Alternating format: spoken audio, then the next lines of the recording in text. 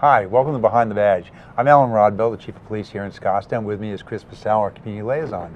Hi, everybody. How are you doing? Good. How are you? Good, thanks. Good. Hey, I'm a little nervous. I came into the studio today and I found I was being replaced by a robot, because we're talking about robotics today, which I guess is a step above being replaced by a monkey. So that's sort of good news. Exactly. But I understand this, we're going to talk today about something that is a big hit at our Citizens Academy year after year, and it seems to be growing year after year in terms of our abilities and capabilities and the equipment that we have available to us. And well, for the younger generation, not necessarily for us, because we used, as Craig is going to show a long time ago, they used to just use a mirror. So for the younger generation, technology is like the thing that they use all day. For us, it's kind of like, wow, this is cool. You know, my phone can take pictures.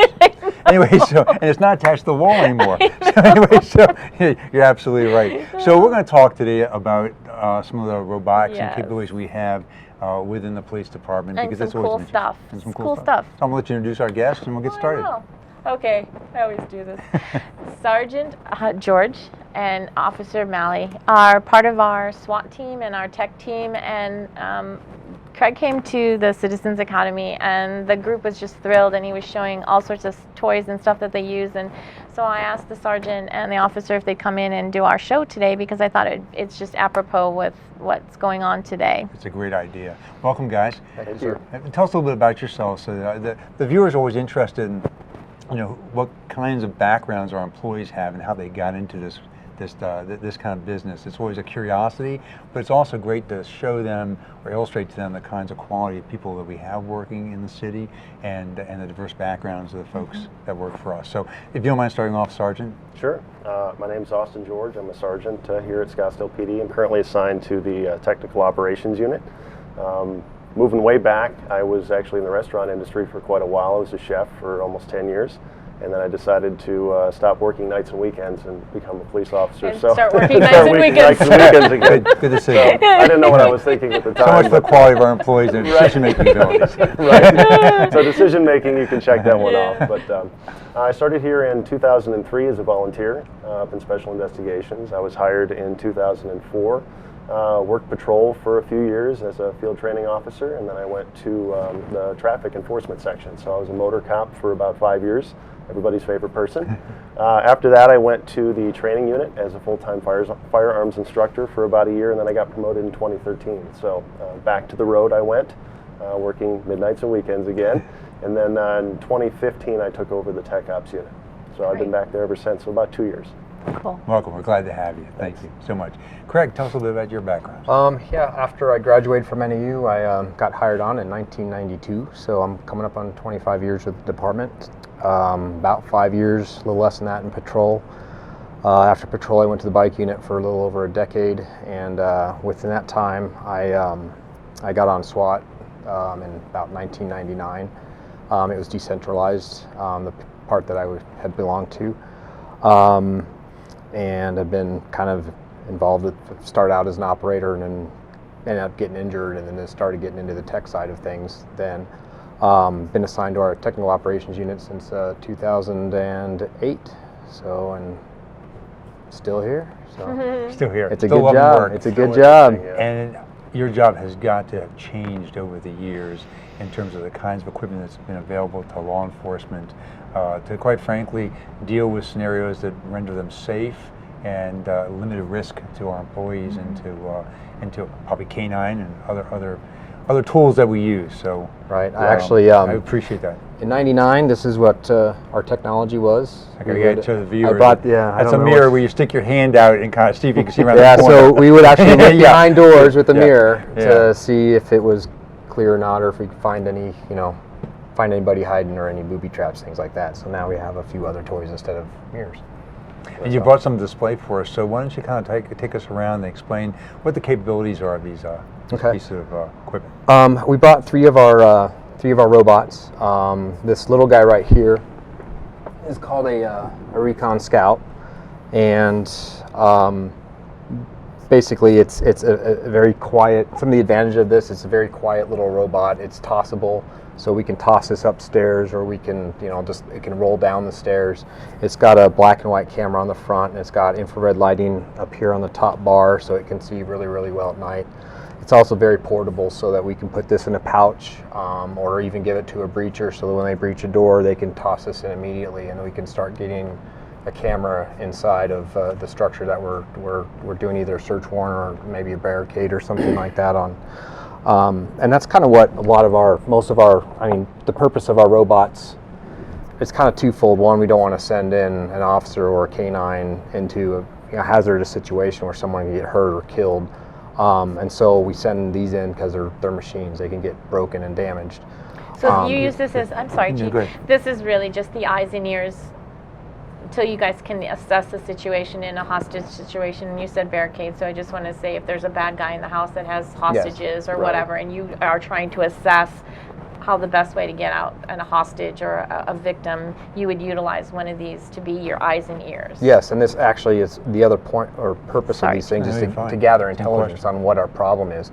We don't know what's inside. You know, we may get a basic idea of an understanding of what a building from the outside, what could be on the inside. Like we can determine whether this is a bedroom or a living room area, but we really don't know what the layout inside of a house or a building might be.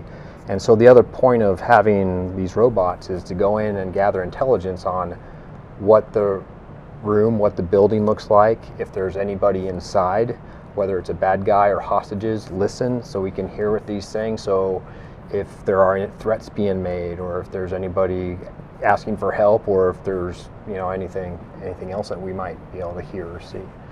Booby traps is a big problem as well too, so we'll be looking not just for people but for other problems that may be inside of the building themselves. How close do you have to be to receive the video?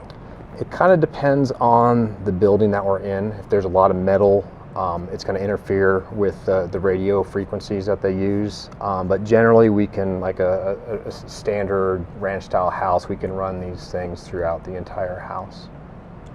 And then So- you would communicate to the officers what you're observing.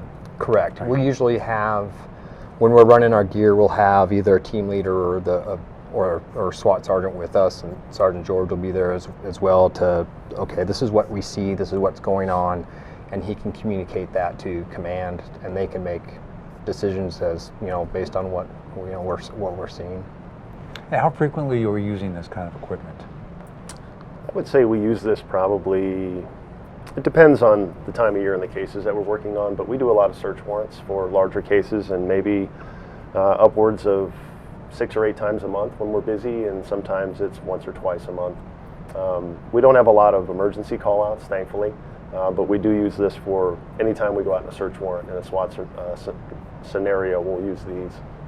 It's just much easier for us and much safer for us to clear a structure with robots than it is to put actual officers in there. I would think our citizens don't really have a real feel for how often we find ourselves in situations where we need this kind of equipment, and that's why it's helpful to talk about that, because I think it may surprise people. Well, we're using this quite a bit in our community, just to make sure, again, things are resolved safely for everyone involved. And it's not necessarily just for a bad situation, because this equipment is very helpful in a situation where we're trying to help somebody in need of help.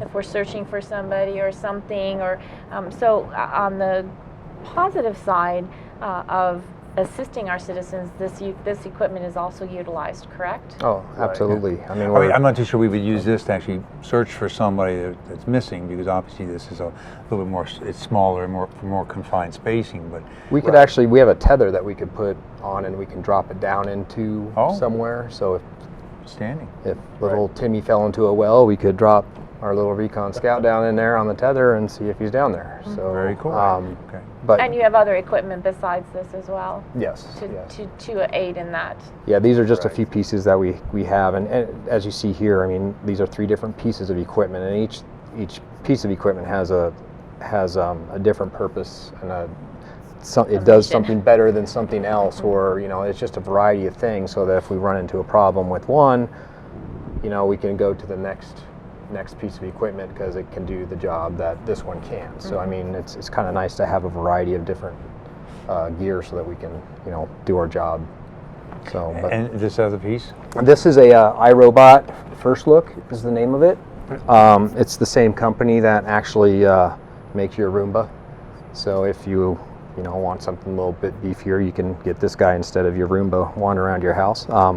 It's got 4 different cameras on it. It's got one in the front here, in the back, and also on the sides. It's tracked, as you can see, so it climbs a little bit better than the Recon Scout that I was holding earlier. This can go up a curb pretty well and go over, like, we actually have issues with laundry in homes and things like that, because a lot of the times that we go into a home, we'll have debris kind of scattered all over the place. So it's not just stairs and curbs that we got to worry about, it's debris that we have to climb up and over. And this, you know, this robot right here actually does a good job with it. It's also pretty portable. Can't necessarily get it in a pouch, but you can carry it up pretty easily to the front of the stick, and you can throw this like through a window.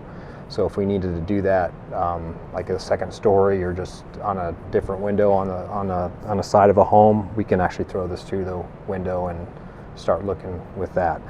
You know, and with this one too, we had a burglary at one of the car dealerships, and copper thieves were taking copper off of the roof and the air conditioners, and we actually threw this up through the roof access and started looking on the roof, because that's where he was last seen. So very durable robot.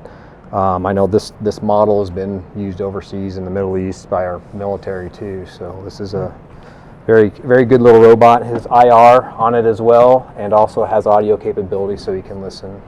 Craig, are those the control boxes? It is. Respectively for each one? Yes. So the smaller one has the bigger box, and the... Yeah, and they kind of each get a little more complicated as the size of the robot gets bigger. This one has, you know, the aperture can be changed on the camera. You can zoom with the cameras. You can the IR lighting you can adjust. The flippers on the iRobot you can control so that you can, you know, get over your curb or whatever your obstacle might be as well. So a little more complicated, a little more capable of what it can do, and so therefore it gets. My 4-year-old grandson, who has an electric car, he would be an expert at that. He wouldn't even need training with these kids the way they do that now, right, Sarge? Yeah, I think most kids could probably drive these way easier than we could. It takes a lot more practice when you get older. 6-year-old granddaughter asked for a drone this morning. It's like, yeah, right, we'll get you one. It's like, it is amazing, right? But that's the beauty, I guess, of being young. Exactly. Okay, let's move along. We have a really, I guess, a grandfather sitting there. Yeah. Oh, so that one goes to that. See, I was thinking it went with this, but no, this goes to that. Yep. Hence the comment, as they get bigger, the control gets bigger, because I thought that went to that. No, this is that goes to the big boy. This is a controller for the big one. This is an iCore mini caliber.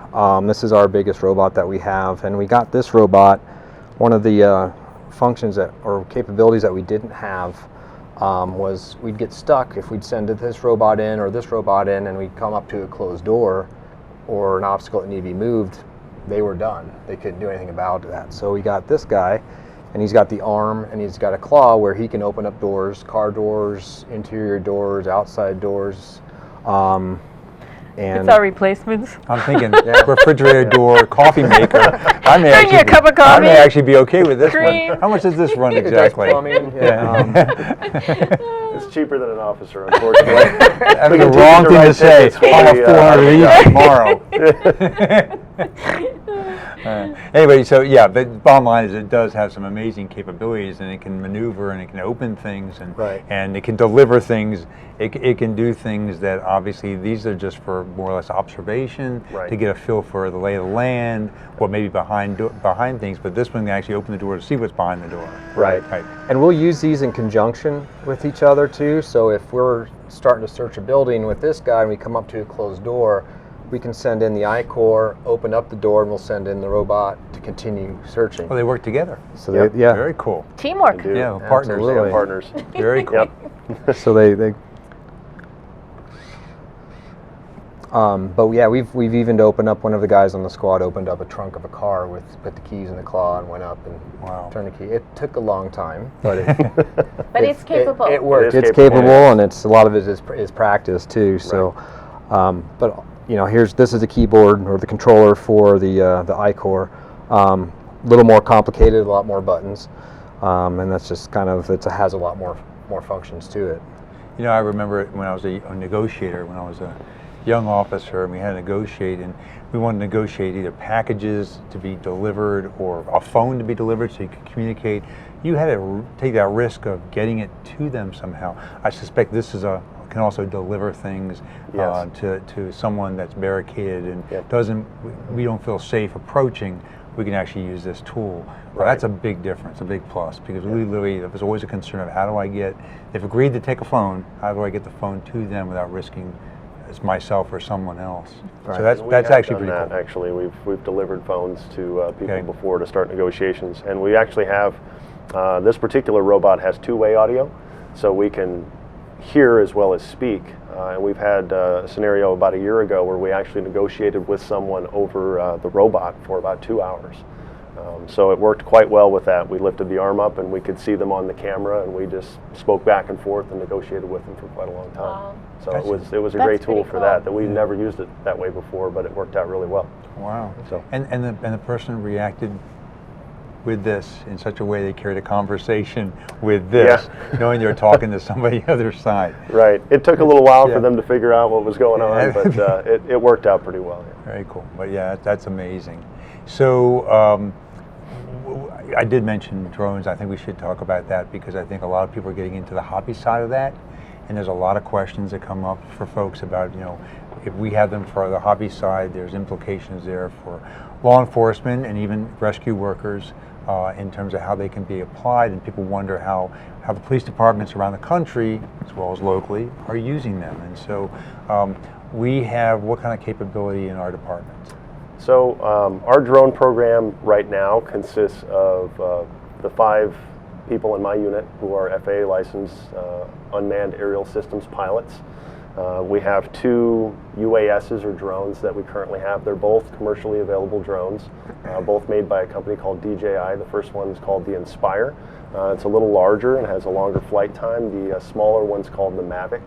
And those are available to anybody that's willing to go out and spend the money. They're hobbyist drones. And what they have is an aerial capability with a phenomenal camera. So it allows us to get a viewpoint of tactical problems that we wouldn't get with an officer or even a camera on a pole. And we've used these for what reasons? Or we're prepared to use them for what reasons, I guess. Right. So when we started the program a couple of years ago, we actually put the cart before the horse. We bought the drone, and the idea was that we would use it in structures to clear rooms where some of these robots are less effective. As Craig mentioned earlier, most of the houses that we deal with are not the cleanest, and there's a lot of debris on the floors, and these will get stuck in places that once they're stuck, then they're out of play, and we've lost that piece of equipment until we clear the house. So we had an instance a few years ago where the sprinklers had gone off in the house and the stairs were too slippery and we couldn't get any of our robots on the second floor. And that's kind of how the idea was born, to have an aerial system that would allow us to search multiple levels of a structure, do it much faster, much more efficiently than it would with a robot. And a good example is like our Fashion Square Mall here in town. Yes. Multiple levels, lots of open space. To clear that building with our tactical team and robots would take, Could take days. Could take days to do it properly. Whereas if we flew a drone in there, we could clear the majority of it very quickly and at least isolate the problem to a smaller area, or at least take a lot of that out of play. So That's that cool. was the idea behind the program when we put it together. And so it's mission specific. It We're is. not using them for patrol. We're not out monitoring anybody's behavior. Correct. These are going up when we have a large structure to be searched, or if there's some other special circumstance, it works its way up for permission to the chain of command to me to make that decision. Right. Right. Okay. Yeah, the idea, I mean, when we put it together, our focus was public safety. It wasn't for investigation. So we were one of the first departments in the country actually to put together an official UAS program. So we wanted to use it for tactical scenarios, which would make our officers safer, allow us to resolve problems more quickly, and also under a more of extreme circumstance for like a search and rescue function. We have a ton of preserved land, and we often have people get lost out there. To clear that and to find people on horseback or on foot, again, takes forever. Where if we put a UAS up, we could find them, much faster, and time is definitely of the essence in that scenario. So we want to get them out of there as quickly Yeah. as we can. And we came close to doing that one time. It was a young man, 10-year-old, was a young child, I think. Yeah. But bottom line is that fortunately he was located before we got started. But we were prepared to test it for that reason, because you can cover a lot more territory Right. using this equipment a lot quicker. And Right. time is of the essence when you've got someone lost in the desert, in the heat of the desert.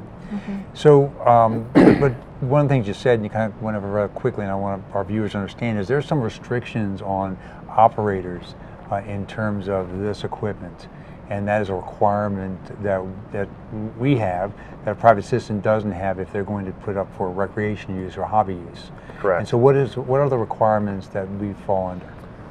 We fall under what's called 14 CFR Part 107, which is an FAA regulation that is specific to UAS systems, so unmanned aerial aircraft. When we began the program, that regulation didn't even exist, so their recommendation was that we all get certified as pilots to fly a normal airplane, which was pretty extensive and kind of unnecessary to fly, which is essentially a hobbyist toy. Wow. They realized that, and they developed those regulations, and those apply to not only government entities but also commercial use. So realtors who frequently use drones to film homes for sale, people who do land surveys, things like that. There's a list of rules that the FAA requires in order to be able to operate those legally. And it has to do with airspace restrictions and nighttime operations. And there's a bunch of things that they require waivers for if you're going to operate your drone. But the most important one is that you have to register your aircraft. So it actually has a tail number just like any other aircraft would. And then you also have to obtain a pilot's license, an unmanned aerial systems license. It's a pretty lengthy test, it's 60 questions, and we studied for quite a while before we took our exams. And once you pass, the FAA will issue you a license, and then if you have a registered aircraft and you fly within the guidelines, you can legally fly. Wow. So And I think you stated before, Sarge, that all of your operators are FAA certified, correct? we are. Everybody in my unit has taken that test and has the FAA certification, so we're the only ones legally allowed to operate our drone within the city at this point. And that requirement is for outdoors, because we're in federal airspace. If we fly it inside of a structure, that doesn't qualify. But you know, that's the rules that we're adhered to. And if you're a citizen and you just want to buy one and play with it on the weekends, none of that applies. But for us, because we're a government entity, there's a lot of rules that go with it, and for good reason. So we've navigated that process, and now we're operational. Very cool. Very cool. So, what other kinds of things do you share when you talk to the Citizens Academy? Boy, let's see. Usually we spend a lot of time driving the robots and letting some of the citizens play with them and things like that. They're very durable, as Craig mentioned, so we're not worried about them getting broken. But allow them to interact with the equipment that we have and kind of explain the mission that we do and things like that. You know, we're kind of the first line in some ways in a tactical scenario. The idea of a tactical team, absent a crisis type of situation, is that we use every tool that we have before we send an officer in there with a rifle. So if we can clear rooms with this, find people with this, resolve scenarios with either our cameras or Craig's mirror or the robots and things like that, and negotiations, as you know, Chief, that's what we want to do. That's the goal. If we can resolve that with our operators being bored, that's a successful day for us. So we keep buying more tools, we get new technology, and all of that stuff allows us to be more efficient and more successful to resolve these situations very quietly, very peacefully, and take that scene out of our city so everybody can go back to their normal And this day. is all done in the hopes of keeping our citizenry safe. I mean, Right. basically, it's citizen focused to keep people safe, not Right. only the officers but them as well. Right. Even the people inside, because you know we want to resolve these things peacefully, and so if we can negotiate somebody out, if we have to go in tactically, and we can make sure we can approach safely and have a successful tactical takedown, all that's really With nobody aimed getting at hurt. no one getting hurt, because oftentimes the people that we're approaching with this, quite frankly, are dealing with some stressful issues and aren't necessarily criminals, and need our help and need help from other providers, and we're just a conduit to get them there, to resolve it peacefully and get them the help they need. So it's actually pretty cool work, and I imagine that officers are just mesmerized by what you guys can do, and probably pretty thankful as well. I know that for sure. Yeah, it never gets old. they had asked me the day I graduated the academy if I'd get paid to play with robots all day. I would have laughed at them, but I do, so it's a great gig. You guys have developed some talents too, and others before you, in terms of just being able to put this stuff together and reimagine this stuff. I'm amazed when we were experiencing the unmanned flying, we call those devices or whatever, the drones. We were actually building our own. It was like, wow, how cool is that? So you've learned a lot on the job. And especially with all the, I'm sorry, Craig, especially with all the big events, hey? I mean, that's got to be very helpful with all the tons of people that come to our city. So I'm sure that is just peaceful to know that we have stuff like this to be able to deploy. Yeah. You were saying, Craig, sorry. The point was, I almost forgot what I was going to say. I think I might have. It's okay, it's live television, and it'll be hey, out there I'm forever. 48 years old now. I'm allowed to forget some things every once in a while. You're looking for some compassion over here. You're not getting about it. Citizens Academy too, right? Yeah. I mean, and what you talked about at Citizens Academy, because the class loved your class. They were so enthused about it. Yeah, we've got, this is just a small portion of what we have.